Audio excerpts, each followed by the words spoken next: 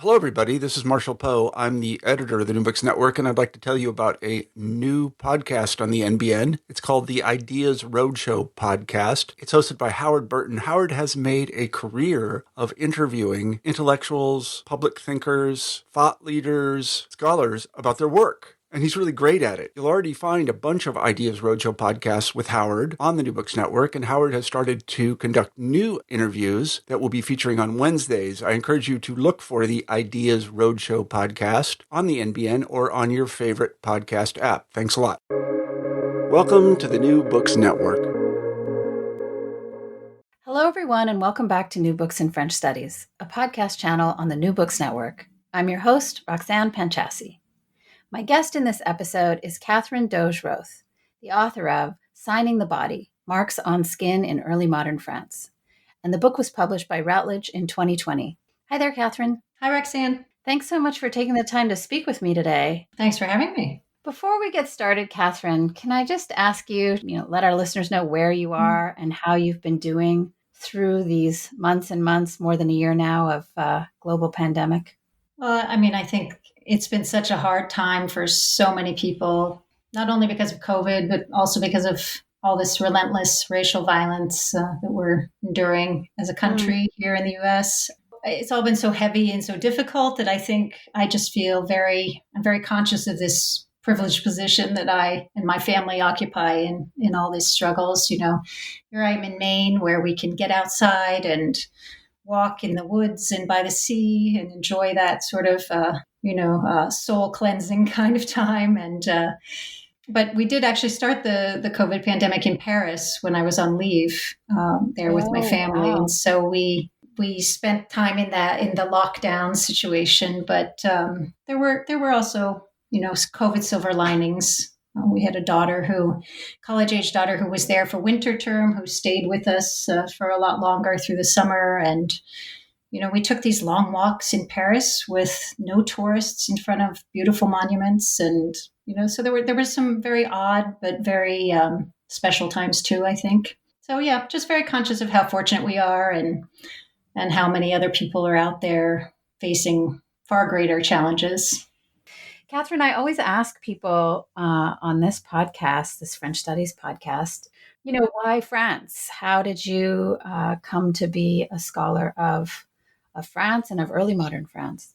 I think the French part of things happened a little bit by accident. I was in college and became a history major and was still studying French that I'd sort of done in high school, and ended up going abroad for a term in my freshman year to France, and then again decided to spend the entire year abroad my junior year in Caen in Normandy.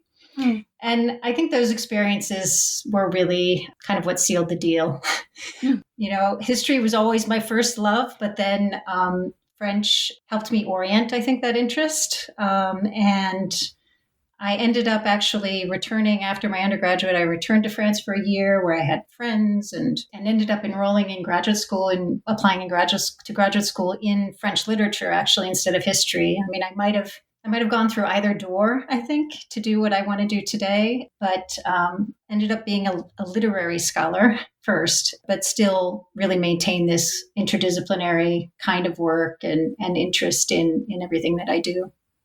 And the subject of this book, Catherine, I mean, I've said to you a few times on email and, before we started recording, I'm a little bit jealous of the subject of this book, even though I am nowhere near a scholar of early modern France and could not have done any of this work. But yeah, how did you come to Marks on Skin as the subject of this project? This all started way back when I was doing my dissertation, when I was working on demonic possession in 17th century convent cases. Mm-hmm. It really started with my encounter with Jeanne des Anges, who was Joan of the Angels, who was the prioress of an Ursuline convent in Loudun, France, in the early 17th century. And her story really captivated me. She and many of her Ursuline sisters had experiences of what people were calling demonic possession. The Loudun case is rather infamous for having become a very political case. It ultimately led to the death of a local priest, Urbain Grandier, who was accused as a witch of having brought on the possession.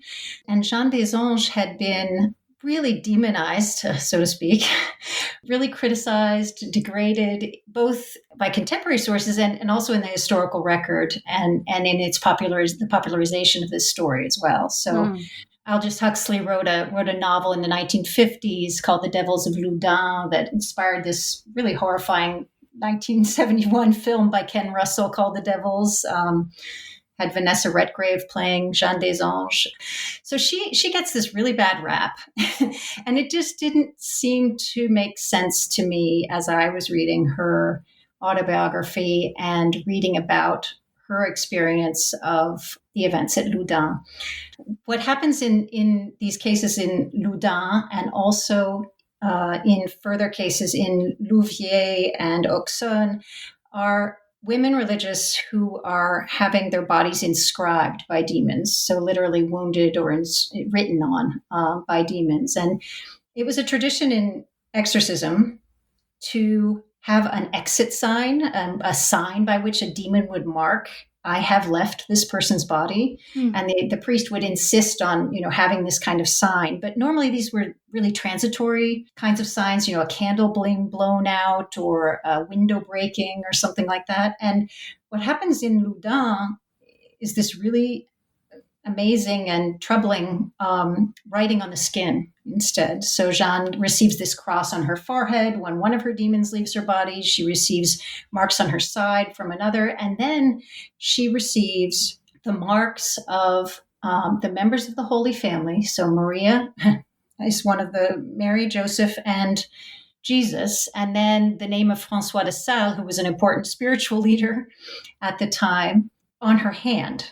And then she goes around France, basically displaying this hand that is very much a relic. And so I was interested in what was going on with these women having these marks on their skin and trying to understand that. And what I found in trying to reread Jeanne des Anges' story was that these women were really in trying to reinscribe themselves into what I like to call sort of the domain of the sacred. In other words, they were demonically possessed, associated with the devil, associated with all these evil, horrendous things.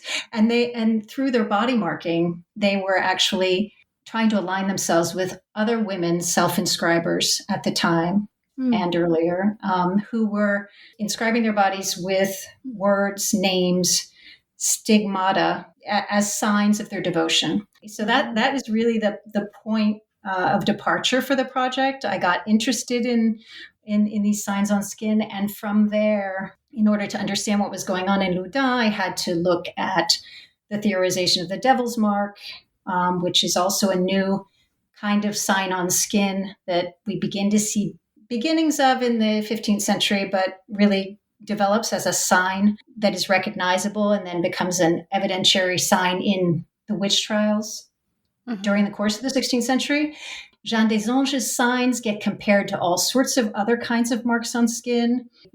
People either criticizing her or supporting her will talk about her signs and compare them to tattooing going on among native peoples of North America.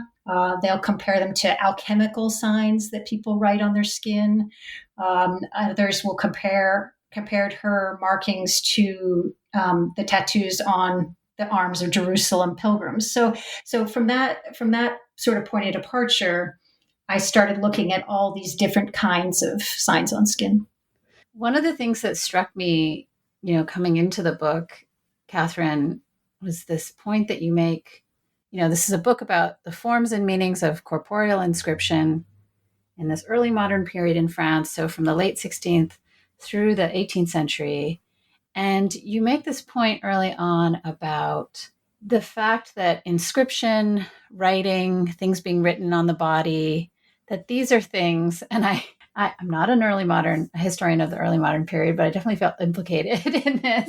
Not that it was an accusation, but something you pointed out, that language of inscription, of writing and writing the body is there in the scholarship, but that there's been relatively little attention to the material writing on the body. And I just that really kind of blew my mind. And I guess I wanted to find out a little bit about how this project emerged for you or developed for you methodologically, like as somebody who's interested in the history of the body, how that idea of, it's not that your book is the literal. I mean, it is, but it's not just the literal. You're reading these things in terms of representation and through other methodologies and approaches, but you are kind of responding to a body of scholarship, a body of scholarship that has used writing and inscription. I mean, I don't know how many times I use the word inscribed in my own work. Do you know what I mean? Do you know what I'm asking you? Well, I think it's something that had always, this is sort of the kind of discourse, all of us who went to graduate school and were sort of steeped in the Foucauldian, kind of mindset around inscribing the body. All of that was very much alive as a metaphor for me as a graduate student. Same. And I think that I used it countless times myself to talk about metaphorical kinds of writing the body or inscribing the body. And so it was really, I actually remember a conversation with one of my thesis advisors when I said to her, has anybody actually written about actual inscribing the body, like, as you say, the literal? And I think it's just really with work that I've done and work that has influenced me around cultural materialism and really the history of materiality that intersected with this interest in the idea of the inscribed body that took me there. I was really taken by this phrase somewhere in the introduction and then appears maybe elsewhere in the book, the cultural history of skin and the idea of skin as a privileged surface. You talk about it, and the sources that you're looking at in the book kind of deal with it as this inside, outside, public, private. And again, as something that maybe I've thought about in some way in my life, but that I hadn't really thought about the way that skin operates as a site. I think you used the term liminal at some point. Can you tell us a little bit about skin as a kind of object of the book? Yeah, and it's funny you ask that, because it's not a book that started out being about skin. And in fact, when I started this project, there wasn't a lot being talked about around skin, and it has since become this incredibly vibrant and fascinating field of scholarship. There are so many amazing scholars out there working on skin per se, and the many meanings and uses of skin, I guess I might say, across the board. But even in the earlier modern period, there's just some absolutely wonderful people who are looking specifically at skin as their object of study. Great project out of King's College London, run by Evelyn Welsh, that is called the Renaissance Skin Project, that I've had the good fortune of being involved with. And there are many people out there focusing on skin. My collaborator on a volume I'm working on right now, Craig Kozlowski, is in the middle of a very large project around the history of skin, and there are many others out there as well. So skin kind of came to the fore as this book developed, but this book was much more focused on marks on skin. What it means to actually mark the skin and what these different kinds of marks on skin mean to those marking and to those receiving the mark. Mm-hmm. I really like the way you're kind of addressing what the book doesn't do. And I, as someone who is struggling to write a book myself right now, I think how authors handle that, convey that to readers is real important. A book can't do everything. It can't be about everything. They shouldn't try to be about everything. You also talk about, when it comes to marks on skin, you explain at the outset of the project that this book is not going to deal with all of marks on skin. And that you made decisions. It sounds like some of those decisions came out of the case of demonic possession that fascinated you. But you also kind of have this, you draw a line, this is going to happen to me throughout this interview, isn't it? Where I'm just going to keep saying things that seem like I'm making funny jokes about your project. That you draw a line between, marks on skin that come from the outside or believed to have come from the outside. imposed on the skin by people and things, or are believed to have been imposed by supernatural forces, ways that skin may have been marked by supernatural forces like the devil. And then there are these other types of markings on skin that you don't talk about. Do you want to tell us a little bit about what the book doesn't do along those lines? Sure. I think in drawing the line, as you have said, part of it is, of course, always a practical decision, right? You can't talk about everything in your book. And this book could have been, 3 times as long. It was already a pretty unwieldy corpus in that it was really 5 different sets of literature and areas of inquiry. Each chapter had its own primary literature as well as secondary literature. There are people who are fully experts on stigmata alone, or on judicial history or travel literature. So already I was really managing a bit of a monster. I could have written a whole chapter on birthmarks, and I would have loved to do that. And I'm now pursuing some of the sort of pieces of that I wasn't able to include in the book. But I decided to just put a little bit about it in the introduction, and concentrate on these 2 different chapters on tattooing in 2 different contexts.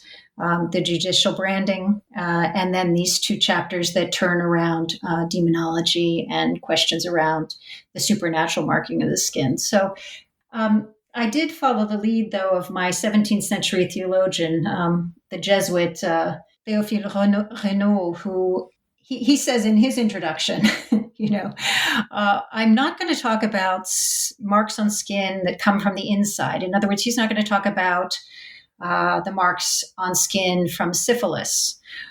He's not going to talk about birthmarks either, because he feels that those those are produced from the inside, on the inside of the woman's body. They're not coming out of, they're not being forced upon the surface of the skin from the outside. So I kind of took his lead as perhaps a bit of an indicator as the direction I might go in limiting my topic. Well, just to kind of follow up in terms of the parameters of the book and periodization and some of these other things. So the book goes from the 16th century, the late 16th century, through the 18th century, as I mentioned earlier, and you cover the French context and the context of the French Atlantic colonies, or what was known as New France at the time. And I just wondered, I wanted to ask you a little bit about that, about not so much the decision to do those things, because that's your field, but about the specificity, I guess, of marks on skin in early modern France, and, this time period, what it is about this period in particular that is, that typical historian question, like different from the period that came before and the one that comes after. And then, the French and the French Atlantic colonial context, if you could say something about how you understand the specificity of the temporal and geographic bounds of the project. Sure. I think I say in my introduction, that there is this way in which, our areas of training influence what we're able to see or what we're able to look at, right? So that France has been my focus for a very long time. And so it was natural to me to be looking at sources coming out of France and coming out of the French colonies. And I think that many of the phenomena that I document in the French and French Atlantic context are going on in other European countries as well. Criminal branding, the branding of convicts as an administrative mark was taking place throughout Europe. France may have been one of the initiators, but this was something that was going on in every city, and countries in Europe had their different systems of marking criminals. As far as the interest in looking at New France, I think that there was just no way for me to think about limiting my study to continental France when so much of the French attention in the 17th century was towards what was happening on the other side of the Atlantic, between what the French were engaged in with the slave trade, in the French Antilles, and also the whole colonial project that they were engaged in what they called New France in the North American colonies. So I think any sort of line between those is a very artificial one. There was just too much energy and interest going toward thinking about what was happening on the other side of the Atlantic at the time, and that in turn defined practices in France and influenced thinking in France about so many things that I just think it's an artificial boundary to draw. And in terms of the periodization of the project, Catherine? I think that what is going on in the early modern world, what really shocked me and struck me in all of the reading I was doing was that every time that a thinker or writer would be talking about one kind of mark, they would have to refer to at least, 2 or 3 other kinds of marks, and whether these were other kinds of cutaneous marks, other kinds of marks on skin, or whether these were commercial marks,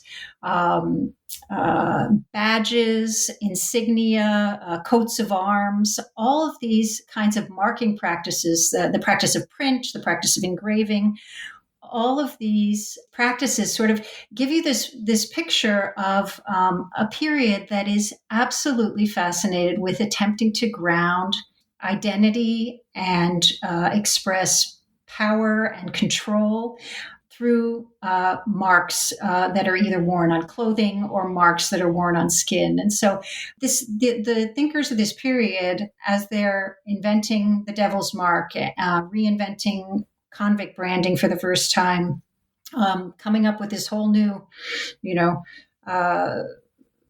demonic sign of exit from the body, they just seem obsessed with marking and with somehow grounding some sort of stability or some sort of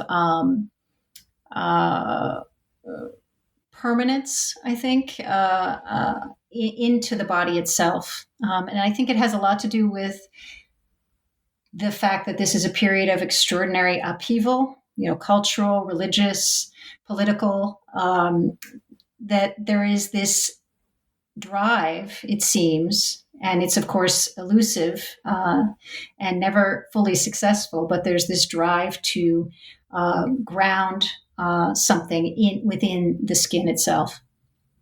So in terms of the structure of the book, Catherine, you talked about how the project emerged from really what kind of is centered in chapter 2, the cases of possession in the 17th century convents that we've talked about a bit already.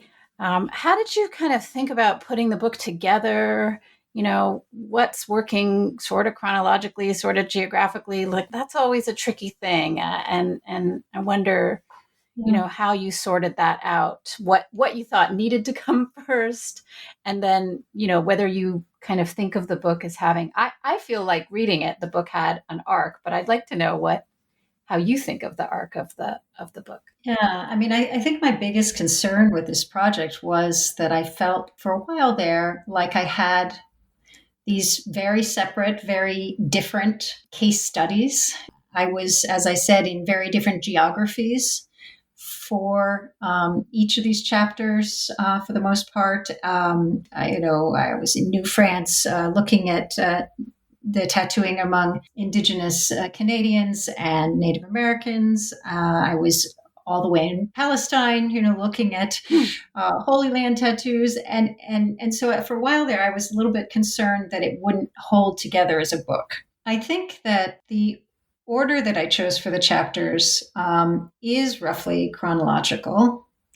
To understand what's going on in Loudun with the demon's marks on these women's skin, you have to understand the devil's mark, which is an earlier development. And so it made sense.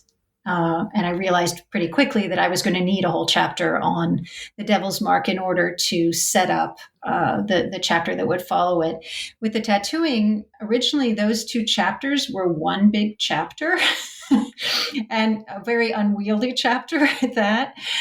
I mean, what I do in the chapter on marking in the context of North America, this idea of people who are writing about Native American skin marking, seeing that initially as a sign of extraordinary difference, but then realizing or attempting to read tattooing as similarity, actually, with Europeans. And so they'll go back to early European peoples, such as the Picts and the Pictons, who are reputed to have marked their bodies in some way, in order to make a connection between the French colonizers and the Native Americans and Indigenous Canadians who they are colonizing, and sort of a backward kind of justification for the assimilation of these peoples into the French state. So that use, one of the symbols that they use and refer the reader constantly back to, are the tattoos on the arms of Jerusalem pilgrims. So it was this point of comparison that initially had these two chapters together. In other words, the fact that they were actually looking for similarity when you thought that they were talking about difference, and then that the fact that this was a point of comparison, this Jerusalem tattoo, I wanted to understand those two together. In the end, these ended up to be separate chapters because, first of all, the material in both of them was just far too rich to be able to keep them in one chapter, and I was able to do a lot more with each of the topics, I think, by separating them out. The piece on branding was something that I had pursued sort of separately and felt incredibly important to include, both because of the very different kind of marking that it allowed me to explore, this idea that the state would be imposing their sign upon the skin of convicts, sort of claiming them as their own, marking them as a possession of the state.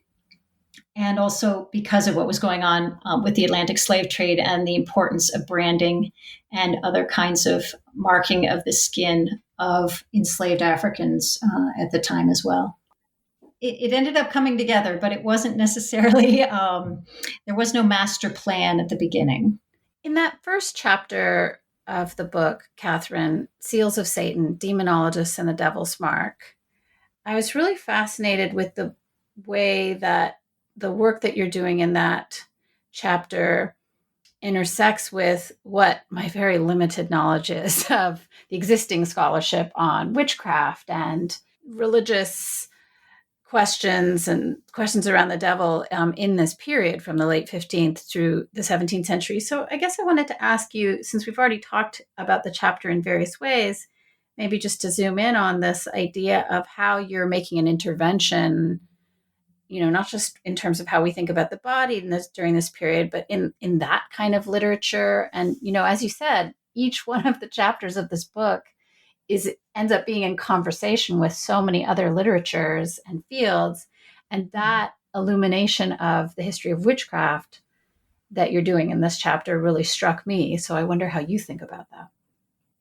I guess that was my big question, is, okay, how can I intervene in this? And where I really saw something new to talk about, and I'm not the only one to have talked about this. There are some other amazing scholars out there who have pointed to this as well, but is the real relationship between the Devil's Mark and how it could be developed at this time.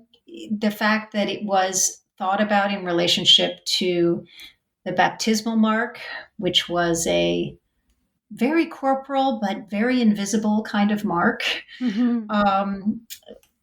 supposedly placed on the Christian at birth or at baptism. How it was related to birthmarks, how it was related to signs of identity worn on clothing at the time. They often compare it to the branding of slaves in Greco-Roman heritage. Here, the witch becomes the devil's slave and so gets branded. So I was really interested in trying to think about how were these demonologists, as they call themselves, how were they inventing this sign, and what were they drawing on, and what relationships were they making between this very new sign on witches that's going to take on extraordinary evidentiary value, and how this sort of climate of rising empiricism at the time and this need for material proof that was increasing, I think, in the judicial system, was really demanding some kind of a corporal sign for the passage of the devil through the person's body, for their commitment to the devil to be visible. Throughout the book, Catherine, the notion that the bodies that are marked and being marked are gendered is there. It's especially intense in chapter 2, but it's certainly there in the discussion of witchcraft and at other moments as well. And yeah, I guess I wanted to ask you about that, the ways that you think about this as a project in the history of gendered bodies. Even though this isn't maybe explicit all the time in the history of sexuality, like how you see yourself in conversation with those things, and how gender was an important kind of axis for you in the project. Yeah, and I think today, oftentimes discourse around tattooing in particular, but other kinds of body marking, is rather oriented toward men. The scholarship on the topic seems to be, what we talk about, or we think about tattooing in earlier periods. We think about sailors, and we think about convicts, and we, all those stereotypes that part of what I try to do in the book is pull those apart a little bit and question those. It was really important to me, and I think that hope this comes through, both in the introduction and especially, as you say, in chapter 2, is to think about women as inscribers of their own bodies and their own skin, because very often, certainly in the Renaissance discourse and the medical thinking about women and their bodies, women were thought of as impressionable. They were thought of as soft and wet and easily impressed by all sorts of outside influences, right? And this goes from their bodies and their skin and the skin of the fetuses they carry when they're pregnant as well, that are all able to be impressed with various images and signs, and their minds as well. It's just kind of fascinating how this idea of impression gets gendered in the period. That the sort of centerpiece for the gendering of impressionability is this idea that a woman's imagination can be so impressed by an image that she sees, or something that she contemplates, or something that she conjures up in her own head, that she can then, if she is pregnant, she can then impress this image onto the baby that she's carrying. And so there are plenty of monster stories and stories of children born with a certain mark upon them because either their mother had an extraordinary desire to eat a certain fruit or a meat, or, and then this ends up on the fetus's skin. This ends up on the child's skin. So blaming mothers since always. Oh, yeah, of course. When I was reading about that, I just like, oh my gosh, it's just always been Yeah. So I mean, that's really and that is a touchstone that thinkers about when they're thinking about the devil's mark, when they're thinking about stigmata, when they're thinking about all these other kinds of marking, they're always going to go back to that example of the maternal imagination and say, well, critics of stigmata are going to say, well, just like a woman's imagination can imprint something on the body, a strong, devotional desire, a strong contemplation of the object of Christ can then imprint stigmata on the body. So they're trying to find a non-supernatural explanation, and their go-to place is this idea of the maternal imagination. What was very interesting to me is when I was trying to make the argument that these women were taking agency and actually inscribing themselves, and that Jeanne des Anges was changing the signs that were originally supposed to be on her skin and turning them into signs that were going to be able to reinscribe her into the domain of the holy. So these, signs that were clearly stigmatic in origin, or names of the Holy Family or François de Sales. People's reaction to that was, well, you can't prove that they were doing it. You can't say that they were doing it. So all I could do was put together the pieces around that,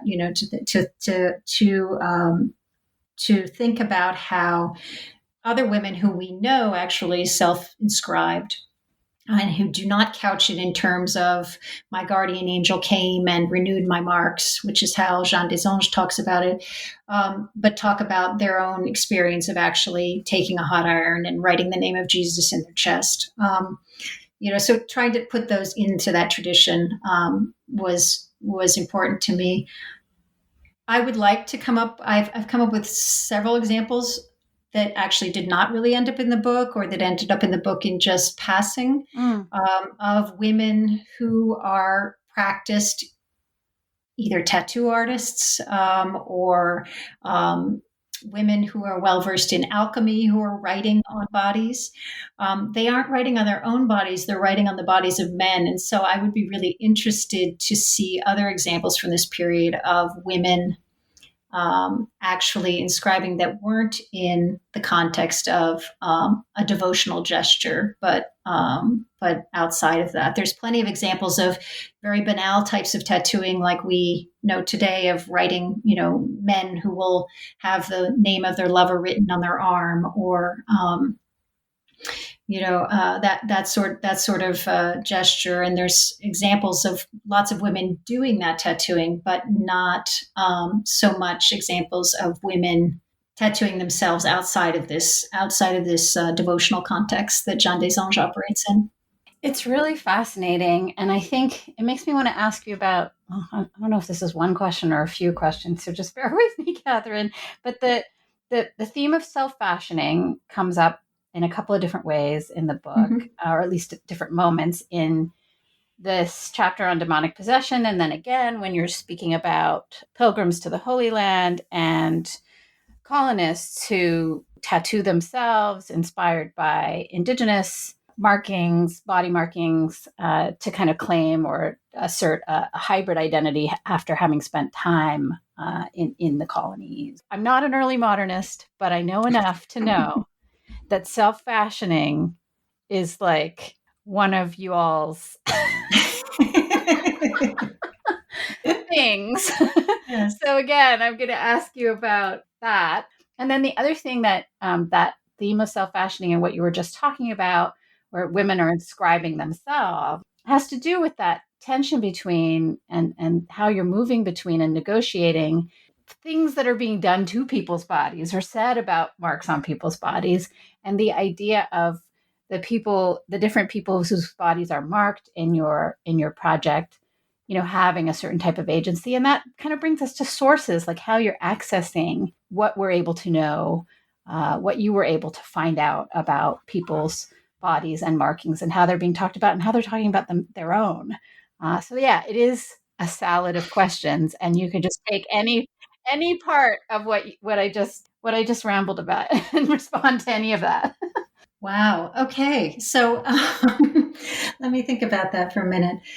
Yes, a very important theme in thinking about several different areas that I was examining, several different kinds of marking that I was examining, from Jeanne des Anges, as I was just talking about, to, the pilgrim who's on the cover of the book here, going to the Holy Land and choosing his marks to bear.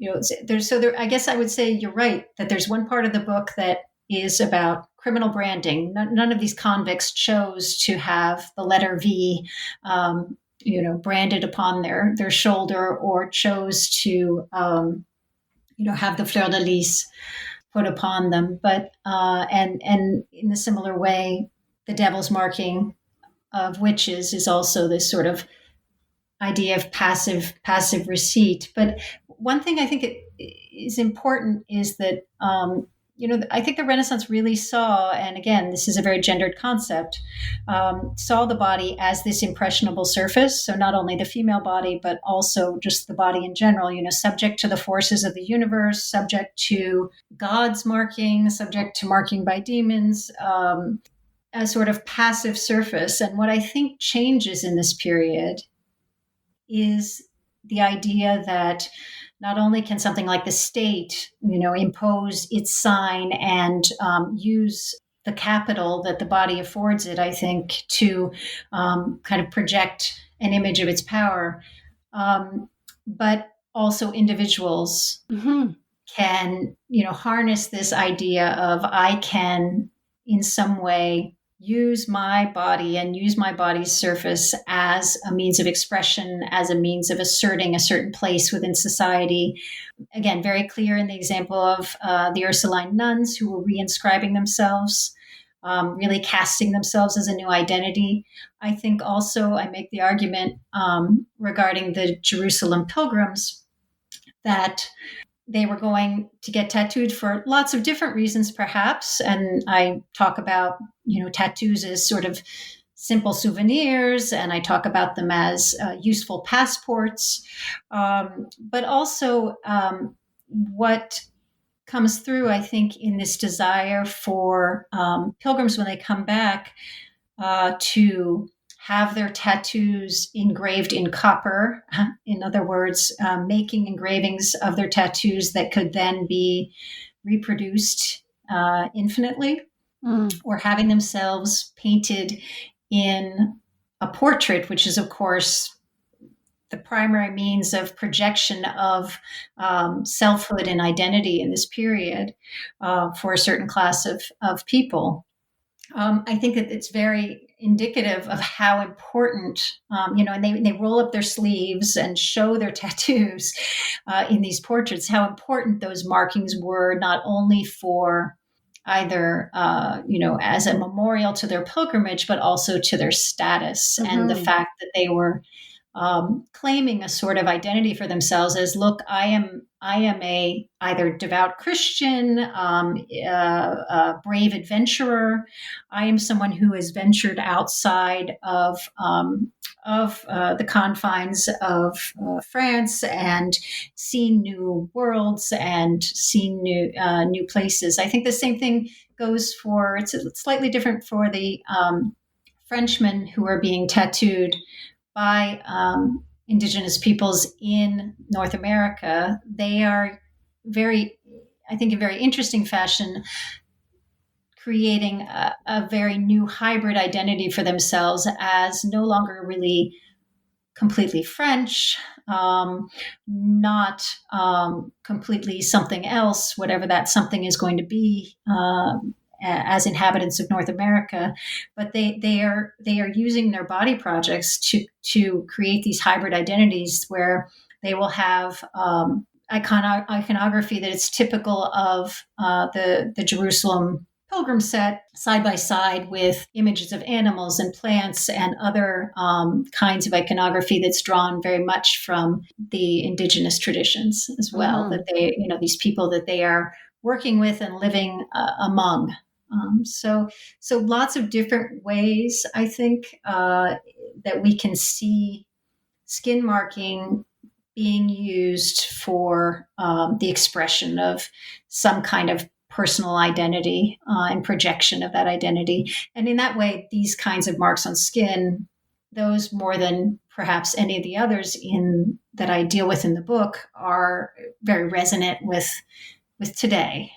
And then the multiple questions I asked you in there, just if you could say a little bit, Catherine, about your source material. Sure. How are we learning about these figures, like everything from state stuff to individual accounts? What do you what's the range of things you're looking at in the book? I'm looking at this from the point of view of a literary scholar, first and foremost. So really interested in narrative. Most of my sources actually are published sources, though I dip into manuscript sources here and there and borrow from archives here and there.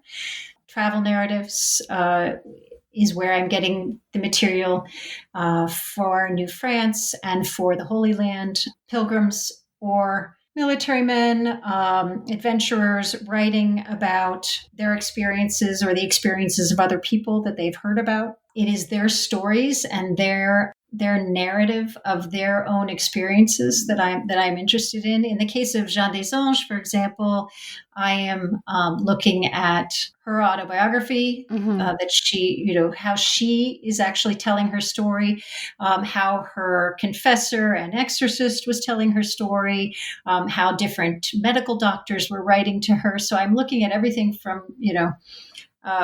for so many of these chapters, I'm looking at everything from medical accounts to personal autobiographical kinds of accounts to travel narratives, and then, thrown in there several sources drawn from the archive and also drawn from, outstanding scholarship that has already been done on these questions through archival sources as well.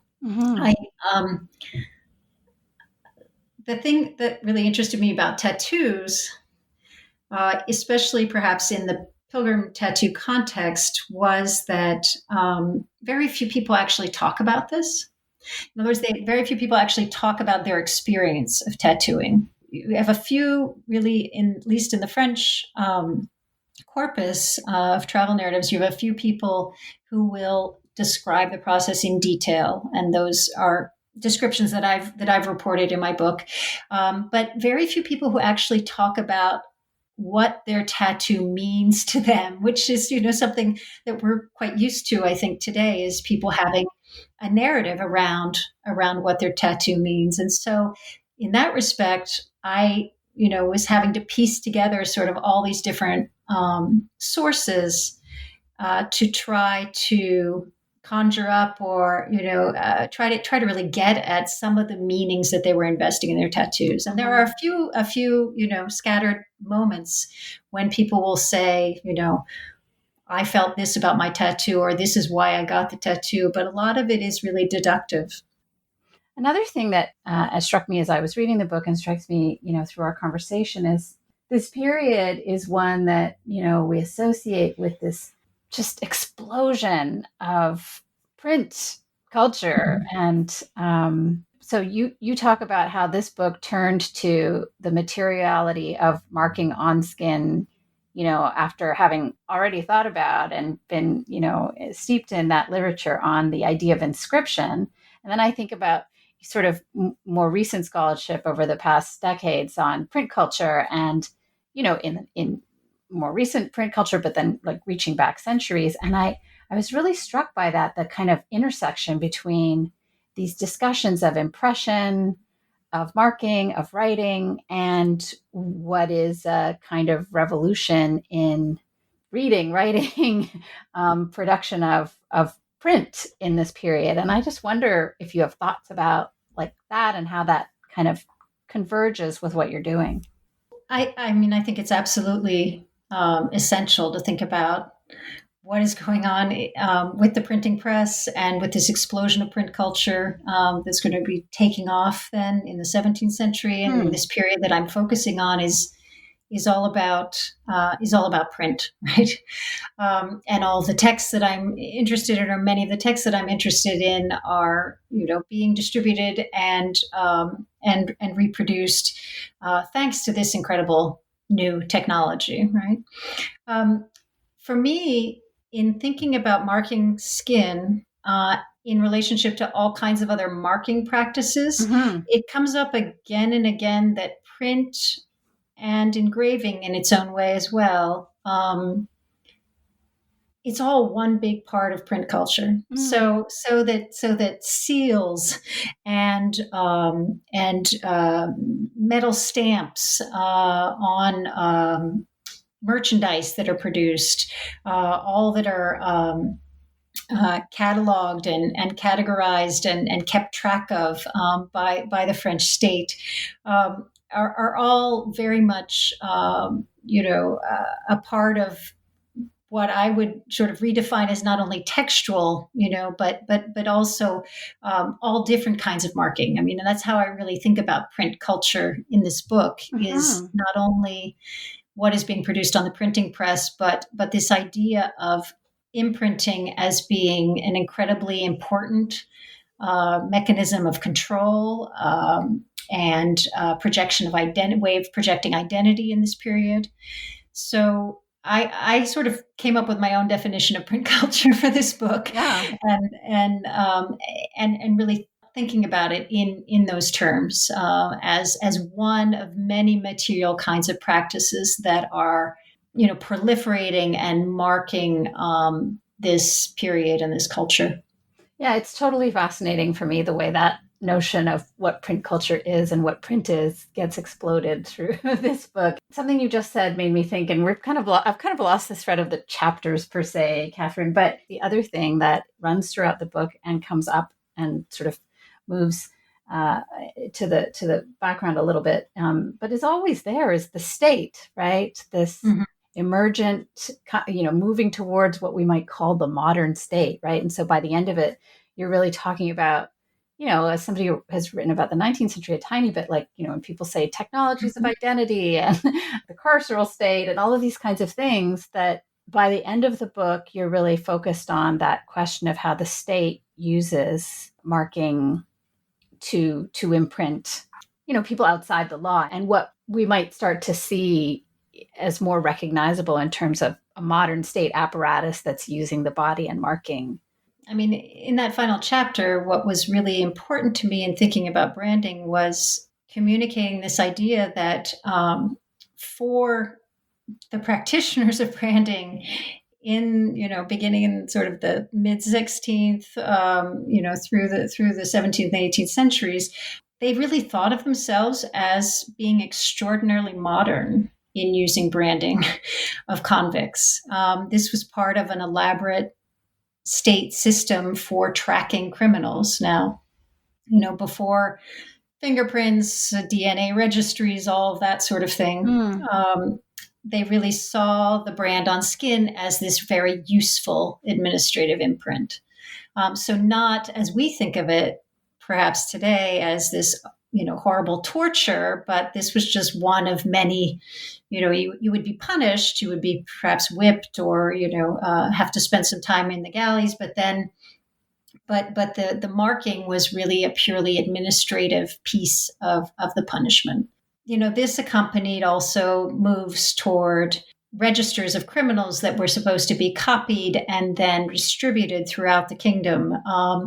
There was all this idea of being able to track individuals. This is the period that sees the advent of the passport, and that also have signs and seals upon them to make them official.